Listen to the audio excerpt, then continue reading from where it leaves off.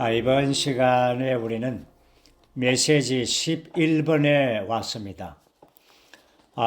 이 메시지의 제목은 변절과 산당, 그리고 하나라는 진정한 터의 회복, 세 가지의 중점을 가지고 있습니다. 오늘 이 메시지의 전체 로마 숫자가 3개, 세 항목으로 되어 있죠. 그것이 바로 변절, 산당, 하나. 이 세 중점이 이번 메시지의 결정을 이루고 있습니다. 오늘 우리가 이러한 메시지를 많이 들어왔고 아는 메시지인 것은 맞습니다.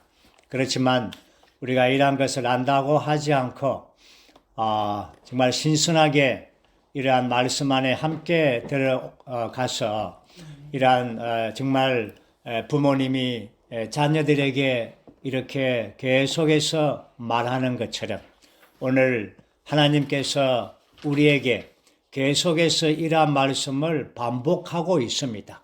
이것이 우리에게 저희 회복 안에서 안전장치가 되고 또 우리를 보호해 주는 것입니다. 여기에 관련 구절의 말씀은 열왕기상 12장에서는 여로보암의 변절의 문제이죠. 열왕기상 13장에서는 여로보암의 산당을 지은 것, 그리고 신명기 12장에서는 여호와께서 선택하신 곳, 신명기 12장과 16장에서는 여호와께서 선택한 유일한 장소, 이러한 계속적인 반복해서 말씀하고 있습니다. 대략 16번 정도 이렇게 말씀하고 있죠. 특별히 말씀을 해방한 리키 라코스테 형제님께서 서론에서 한 권의 책을 우리에게 소개해 주었습니다.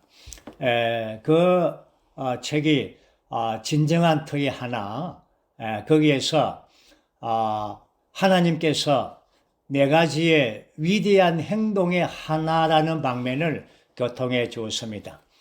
하나님의 위대한 네 가지의 행동의 하나.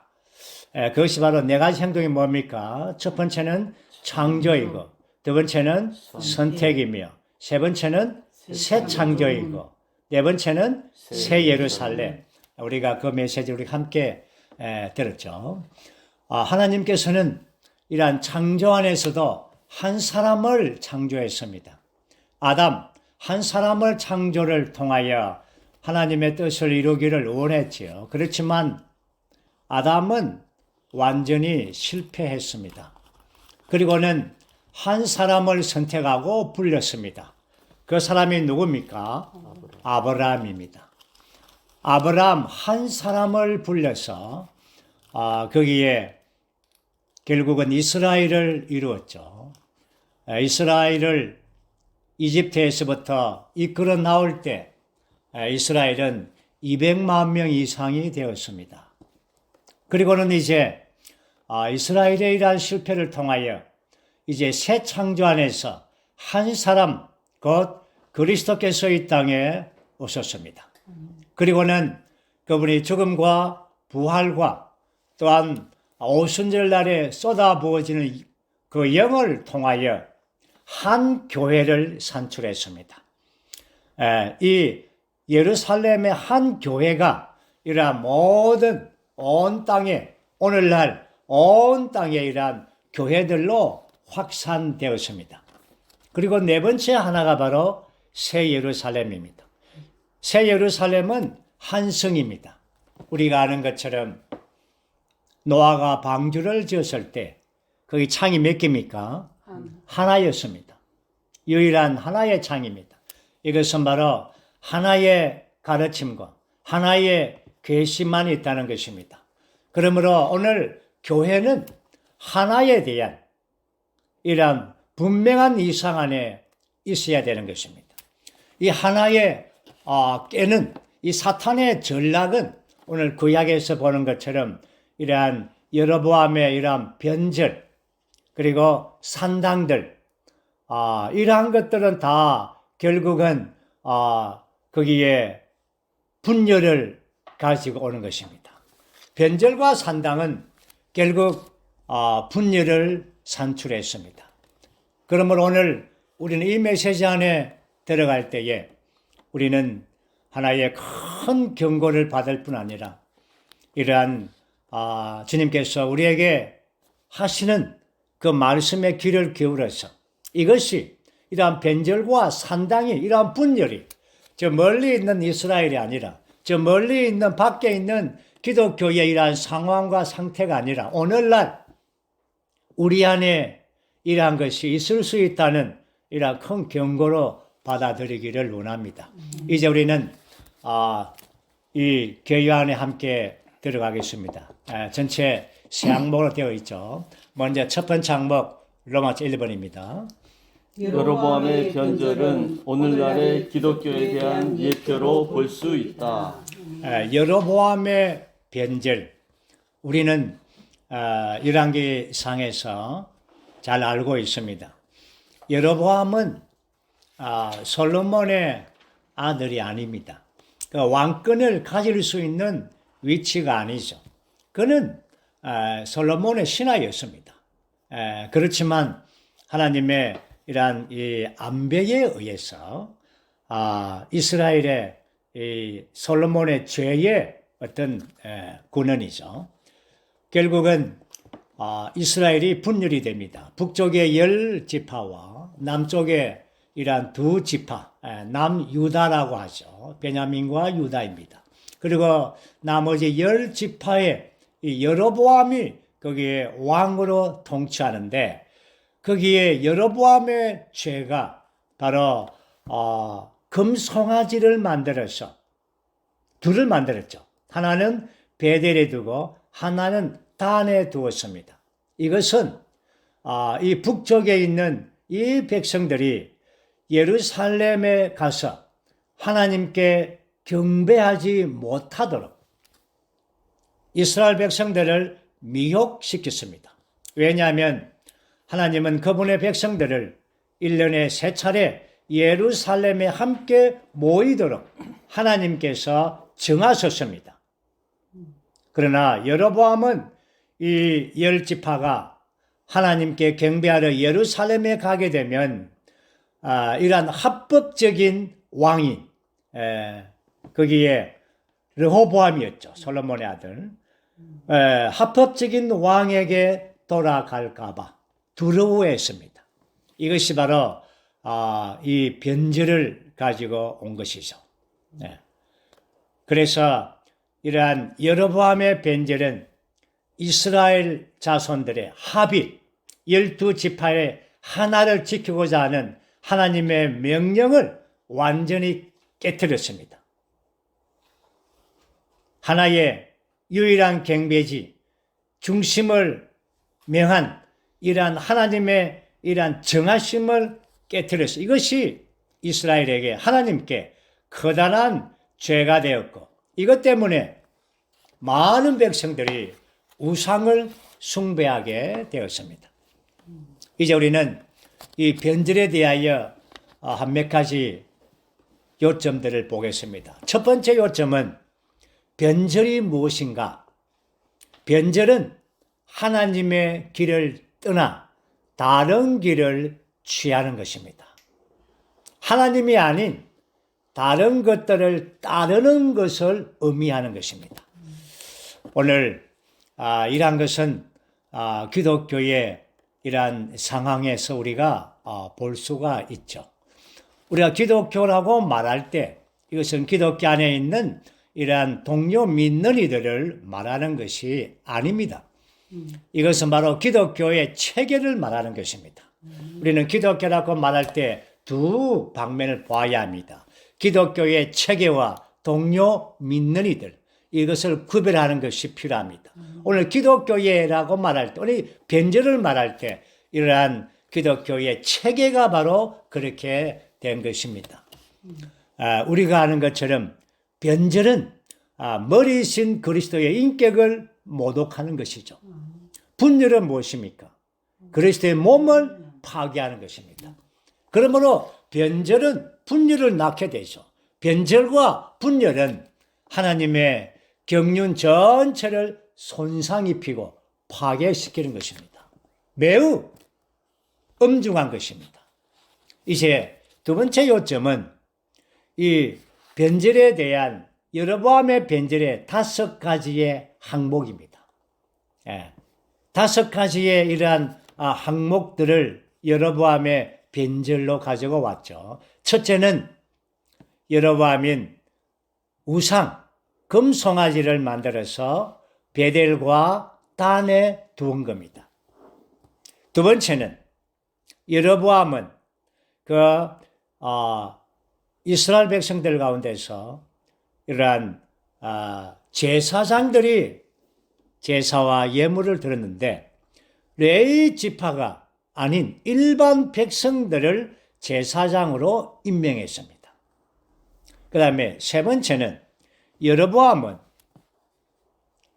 이러한 변절에서 이스라엘의 절기를 바꾸었습니다. 임의적으로 명절을 마음대로 정했죠. 그리고는 네 번째는 여로보암은 베델에 있는 제단에서 자신이 만든 송아지 앞에서 희생 제물을 바치도록 했습니다. 다섯 번째는 여로보암 자신이 제사장이 아니면서 제단에 올라가서 제물을 바쳤습니다.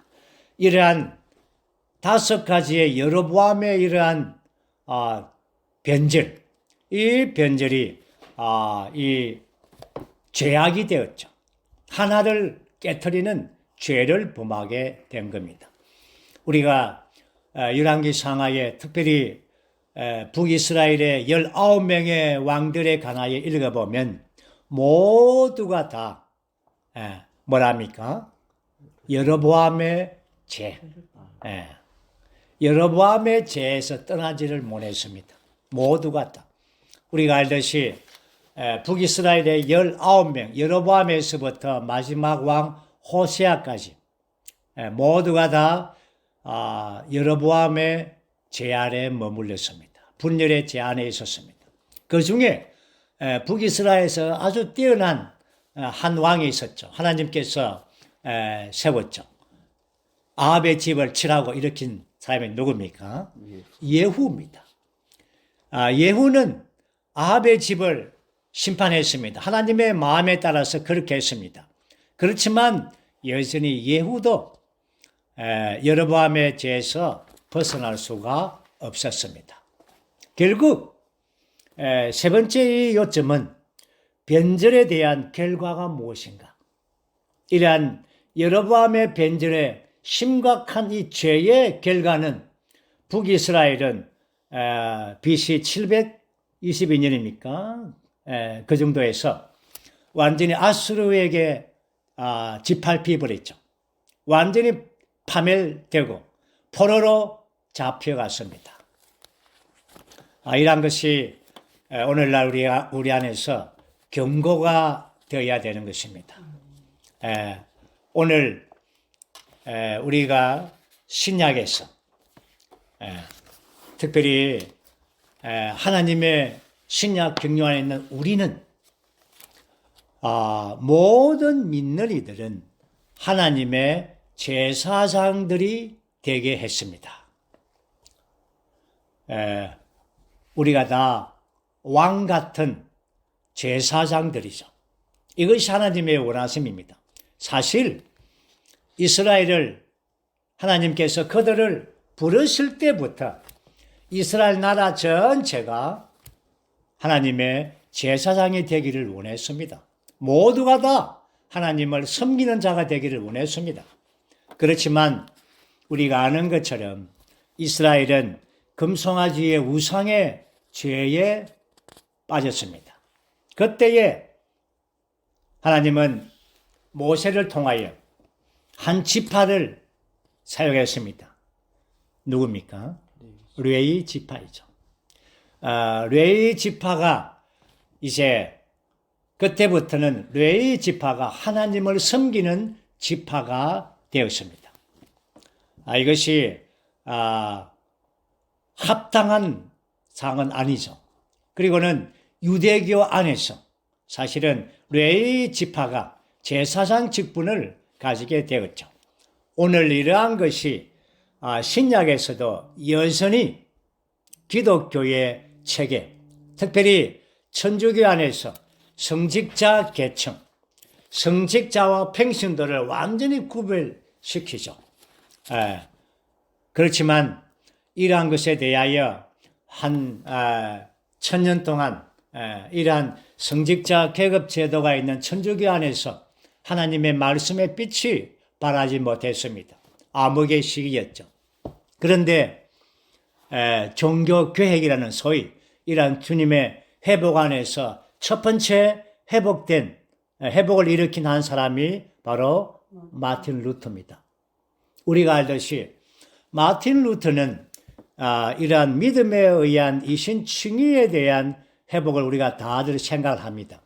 그렇지만 많은 방면들을 회복했습니다. 그 중에 아주 중요한 것이 뭡니까? 교회의 머리는 교황이 아니라 그리스도이다. 그리스도를 회복했죠. 머리신 그리스도를 회복했습니다. 그리고는 거기에 또 한 가지를 말했습니다. 이거는 회복하지 못했지만 한 가지를 선포했습니다.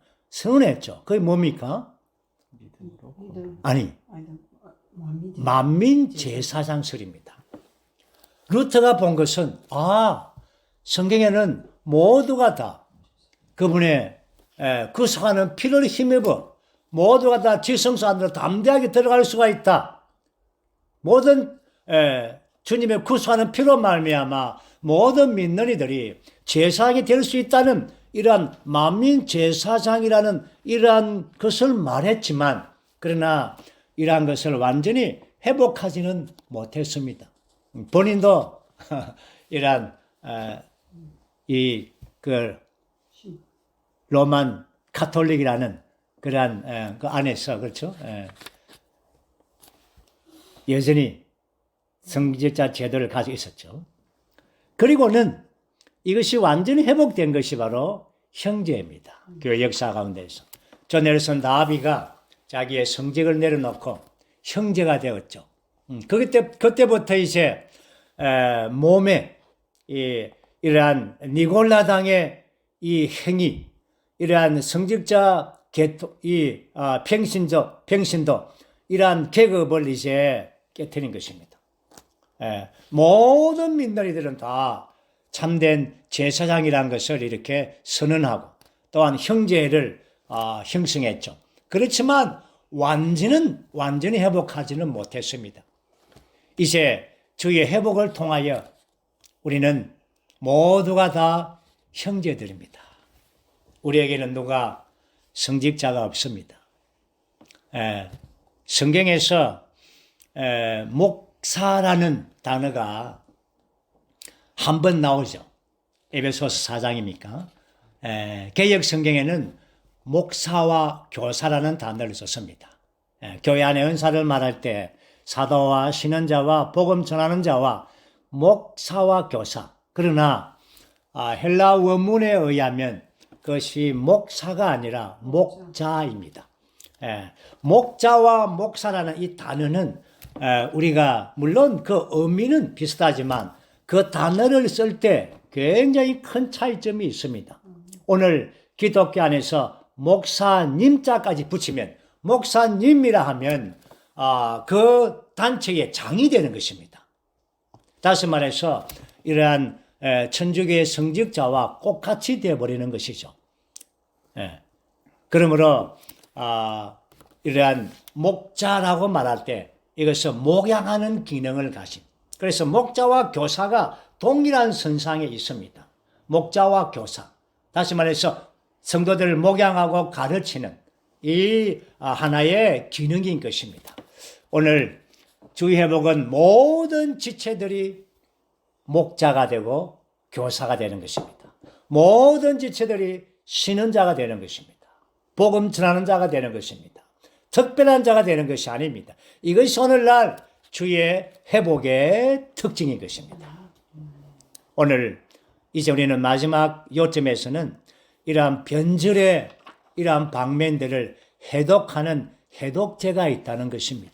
오늘 우리 안에서 이러한 이 변질이 우리 속에서 흐르지 않도록 우리는 어떻게 합니까? 생명의 공급과 진리의 말씀으로, 진리의 계시로 이러한 변절과 교회의 하락을 처리하는 것입니다. 바울의 14서신 사도들의 가르침은 전체가 다 이러한 생명과 진리에 관한 것입니다. 오늘 우리가 교회 안에서 합당한 집회를 가지는 것은 어떤 원탁이 이런 단에 있고 많은 사람들이 모여 있고 몇몇 사람들이 앞에 있고 이러한 기독교의 예배의 이러한 스타일이 아닙니다. 오늘 교회 집회의 합당한 집회는 바로 우리의 집회가 어떤 집회입니까? 서로의 집회입니다. 다시 말합시다. 서로의 집회입니다. 우리의 집회는 서로의 집회. 다시 말해서 상호 집회. 원탁 집회입니다. 그러므로 우리는 원탁에 이렇게 둘러 앉아서 이렇게 서로 화답하고 서로 가르치고 서로 건면하고 서로 권유하고 서로 짐을 져주고 서로 돌봄이 가득한 이러한 집회가 오늘날 회복되는 것입니다. 이럴 때 우리는 우리 안에 있는 모든 변질이 사라지는 것입니다. 아멘. 교회 안에 변질이 없어야 되고 우리 안에도 이러한 변질이 없어야 되는 것입니다. 이제 우리는 두 번째 항목입니다. 넘어서 2번이죠. 모든 것을 포함한 진정한 하나를 회복하고 보존하기 위해서 우리는 반드시 산당을 헐어버려야 한다. 두 번째 항목은 산당입니다. 이스라엘 역사에서 많은 왕들이 유다 왕들은 좋은 왕들이 많았습니다. 그런데 좋은 왕들 중에 아사라는 왕이 있었죠. 하나님의 마음에 합한 자이고 온전한 자이지만 한 가지를 못했습니다. 뭡니까? 산당은 제하지를 못했습니다. 산당을 헐어버린 왕들도 간혹 있었습니다. 뭐 히스기야, 요시야 이런 왕들은 산당을 헐어버렸죠. 그렇지만 이제 이러한 하나님께서는 산당을 완전히 헐어버리라는 겁니다. 완전히라는 단어를 우리가 보기를 원합니다. 이 완전히 헐어버리기 위해서는 우리가 신명기 12장에서 하나님께서 선택하신 곳 16번이나 말씀했죠. 하나님께서 내가 내 이름을 두고 내가 선택한 그곳에 가서 유일한 선택이 있다는 것입니다. 이 선택, 유일한 곳에 반대되는 것이 바로 산당입니다. 결국 산당은 이스라엘 역사에 볼 때 분열을 가지고 왔습니다. 많은 분열을 가지고 왔죠. 열왕기 상에서 산당을 세운 사람이 두 왕이 있습니다. 솔로몬과 여로보암입니다. 여로보암은 자신의 야심 때문에 이렇게 산당을 세웠습니다. 그런데 솔로몬은 왜 산당을 세웠습니까? 그 놀라운 하나님의 성전을 지은 그 사람이 그 손으로 산당을 지었습니다. 왜 그렇습니까? 정욕 때문에 그렇습니다. 이방 아내들을 기쁘게 하기 위하여 정욕 때문에 산당을 지었습니다. 우리는 이 시간에 이 요점에 와서 산당이 무엇인가, 이러한 솔로몬과 여로보암이 세운 산당뿐 아니라 오늘 기독교 안에서 세운 이러한 산당뿐 아니라 우리 안에도 이러한 산당이 있는가에 대해서 이러한 경고를, 이러한 교훈을 우리가 보기를 원합니다. 산당이 무엇인가? 산당이 무엇입니까? 우상 숭배. 일반적인 수준보다 높아진 것. 예, 맞습니다. 높아진 겁니다. 산당이라는 것은 높아진 겁니다. 예. 일반적인 수준이 아니라 높아진 것, 높아진 것. 예. 교회는 일반적으로 뭡니까? 그리스도가 교회의 기초입니다. 그러므로 교회는 그리스도가 일반적입니다. 모든 어떤 실행이 오더라도 그리스도가 중심이죠. 그런데 그리스도보다 높아진 것이 있으면 그것이 산당이라는 것입니다. 교회 역사 가운데 기독교 안에서 많은 산당들을 가지고 왔습니다. 그것이 바로 이러한 장로교. 장로교는 장로의 지혜를 높인 것입니다. 그래서 장로교가 되었죠. 이것이 그리스도보다 높아진 겁니다. 이것이 산당이죠. 그리고 침례교, 감리교, 오순절파. 그런데 이러한 것들을 가져온 것은 바로 보십시오. 루터는 종교를 계획했는 놀라운 행제이지만 그러나 루터교가 생겼습니다. 켈빈은 성경에 아주 놀라운 말씀을 해석했죠. 장로 지혜와 예정과 정말 종교계에게 큰 봉우리였습니다. 그렇지만 칼빈의 이러한 가르침을 통하여 장로교가 높이 우뚝 섰습니다. 그리고 감리교는 요한 웨슬레의 이러한 가르침에 따라서 선 겁니다. 오순절파도 이러한 방언을 높이는 것이죠. 기적을. 이러한 것들은 다 산당들입니다. 그리스도 외에, 그리스도의 이름 외에 다른 이름을 높였다는 것입니다.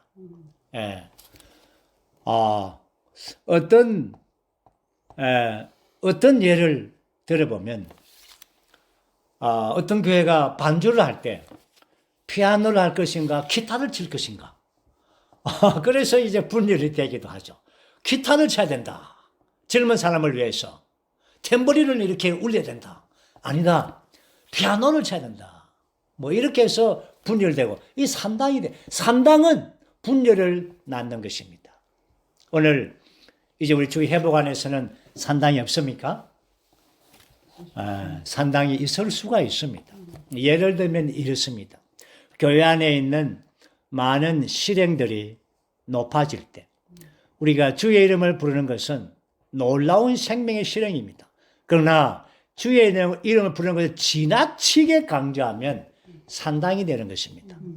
말씀을 기도로 읽는 것 너무나 교회 안에서 생명의 실행이고 정말 얼마나 좋습니까?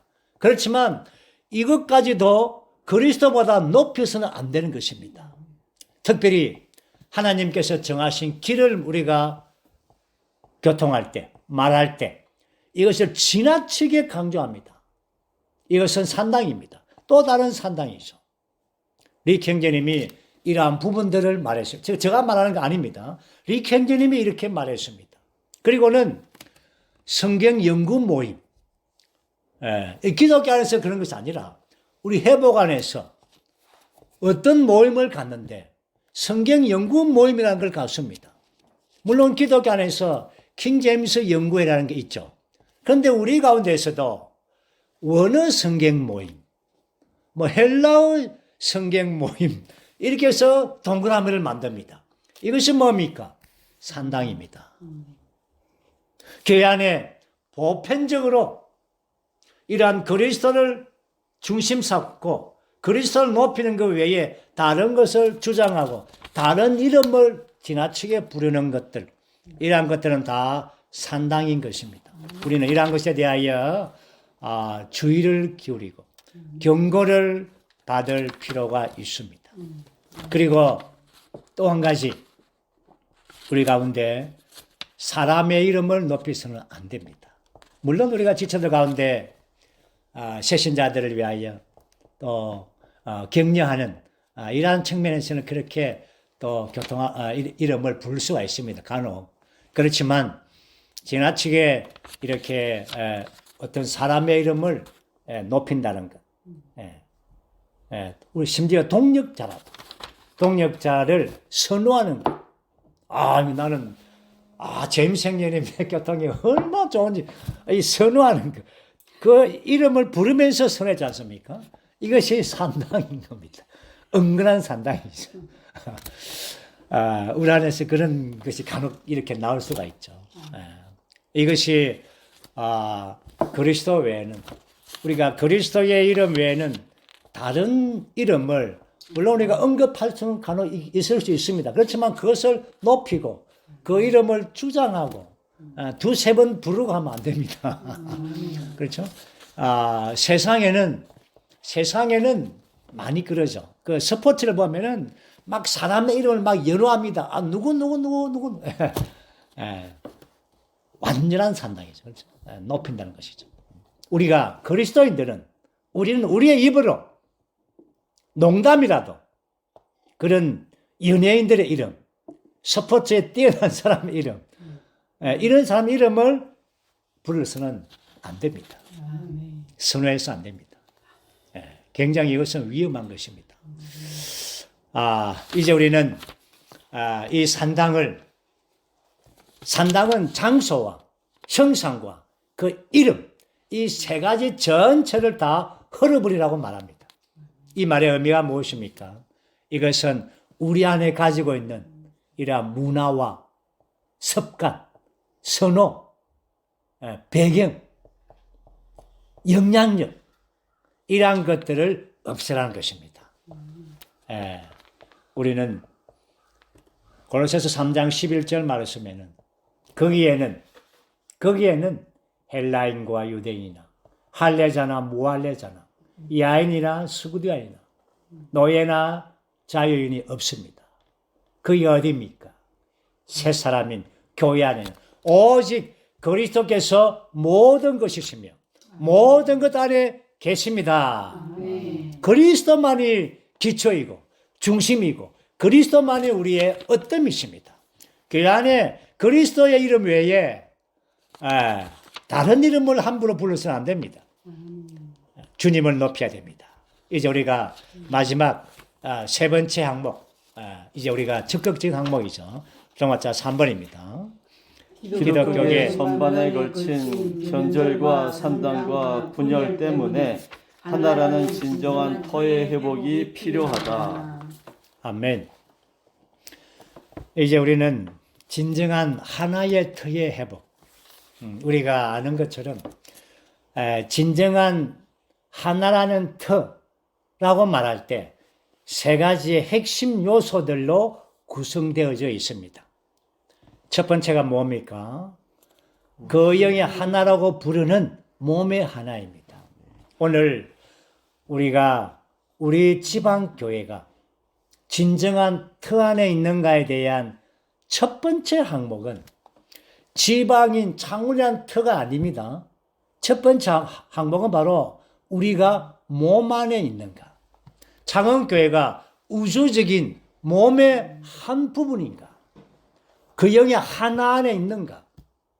이것이 첫 번째입니다. 그렇기 때문에 에베소서 4장에서는 그 영이 하나를 힘써 지키라고 말합니다. 우리 안에 영이 하나가 있습니다. 우리가 신성한 생명을 받을 때, 거듭날 때 우리는 영 안에 하나가 있습니다. 그렇지만 우리는 이 하나를 힘써 지키는 것이 필요합니다. 주 예수님께서 요한복음 17장에서 하나를 위하여 기도했습니다. 이게 뭡니까? 하나를 지키기가 그렇게 쉽지가 않다는 것입니다. 힘써 지키라. 주님께서 마지막으로 하나가 되게 하십시오라고 기도한 것. 이 말의 의미는 하나가 된다는 것은 간단한 일이 아닙니다. 하나라는 말은 우리가 씁니다. 우리가 하나입니다. 그러나 진정한 하나가 있습니까? 부부는 하나입니다.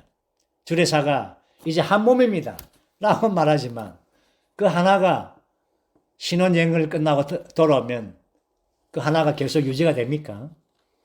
예. 그래서 부부도 하나를 힘써 지켜야 됩니다. 아멘. 예. 하나라는 것은 그저 주어지는 게 아닙니다. 하나는 힘써 지켜야 됩니다. 주님께서 그렇게 기도했지 않습니까? 그러면 우리 하나를 위해서도 우리도 기도할 필요가 있습니다. 애써 힘써 기도할 필요가 있습니다. 주여 우리 부부가 하나 되게 해주십시오. 이런 기도 해본 적 있습니까? 형님 해봤습니까? 저도 안 해봤습니다. 오늘 갑자기 이런 생각이 나네요. 이 기도도 해야 되겠죠. 그렇죠? 우리가 나이 들수록 이 부부가 하나 될수록 기도하는 게 필요합니다. 젊을 때보다 나이 드니까 하나 되기가 참 힘든 걸 느낍니다. 우리의 체험 아닙니까?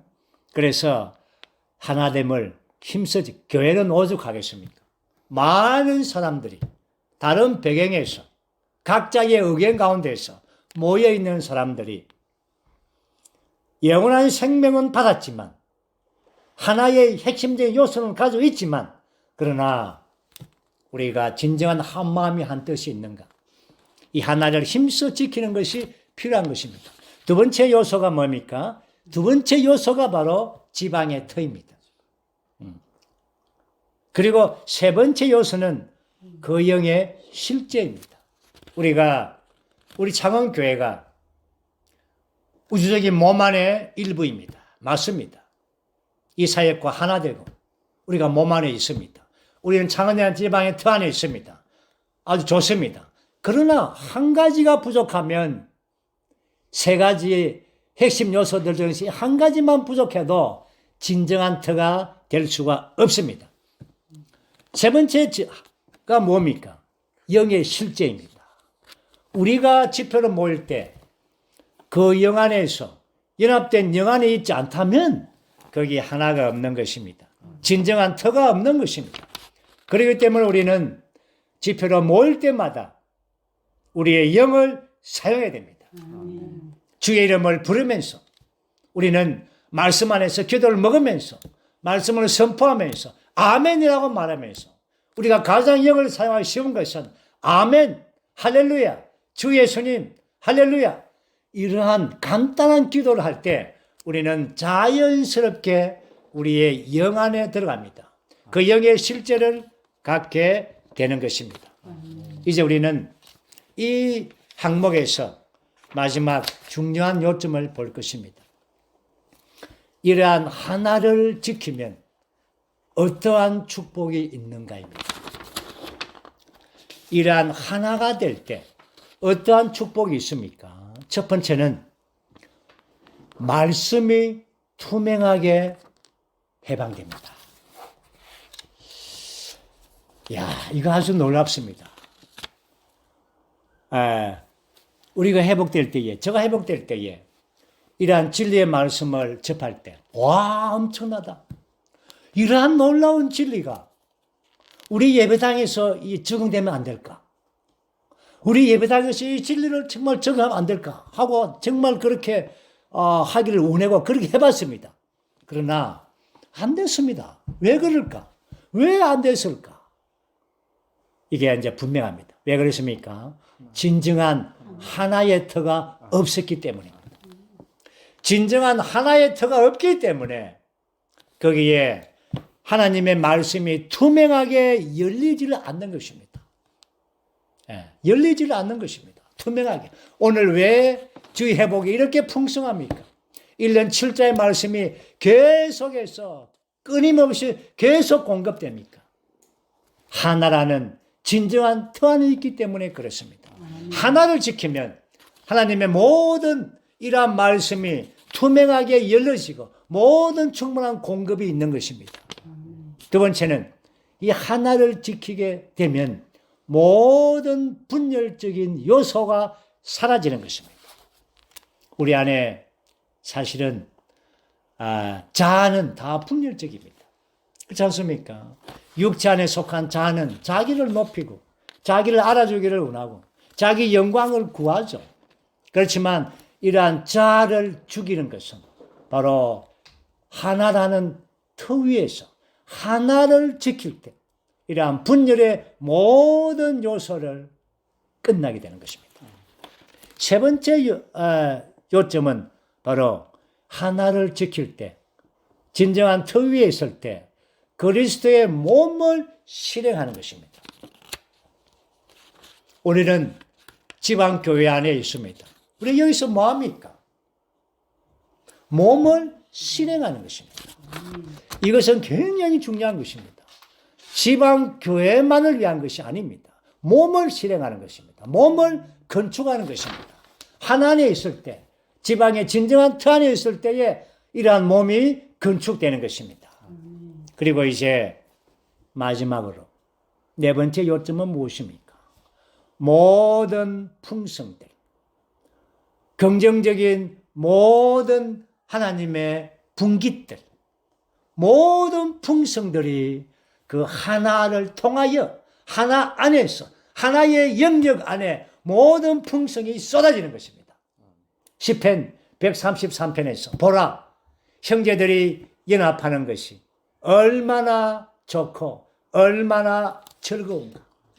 거기에서 여호와께서 복을 맹하였으니 곧 영원한 생명입니다. 오늘 주 회복 안에서 우리 모두가 다 두세 사람이 활력 그룹 안에서 한마음 한뜻이 될 때에 거기에 모든 영적인 축복이 있습니다. 모든 풍성함이 있습니다. 우리가 주님의 모든 축복을 누리는 큰 열쇠는 바로 한마음 한뜻입니다. 그리스도에 도달하시고 획득하시고 이루신 모든 축복들, 긍정적인 모든 속성들, 모든 미덕들, 이 모든 것들은 다 여러분들이 추구해서, 여러분들이 노력해서 그렇게 해서 얻는 게 아닙니다. 우리가 하나 될 때 자연스럽게 오는 것입니다. 자연스럽게. 이 단어가 얼마나 좋습니까? 우리가 이러한 하나라는 진정한 터 위에서 여기에서 한마음 한뜻 안에서 하나를 힘써 지킨다면 그리스도 외에 어떤 것도 높이지 않는다면 여기에 어마어마한 놀라운 축복이 있습니다. 아멘. 우리가 이러한 축복을 하나 안에서 지속적으로 계속적으로 누려서 그리스도의 몸의 실제를 건축하기를 원합니다. 우리 마지막으로 우리가 뒷은 함께 선포하고 마치겠습니다. 우리는 산당을 버리는 것과 모든 것을 포함한 진정한 하나를 회복하고 보존하는 것과 관련된 이상을 주신 주님께 감사와 찬양을 드린다. 오늘날 주의 회복 안에서 이러한 하나를 알고 체험하고 누리는 것은 우리의 특권이다.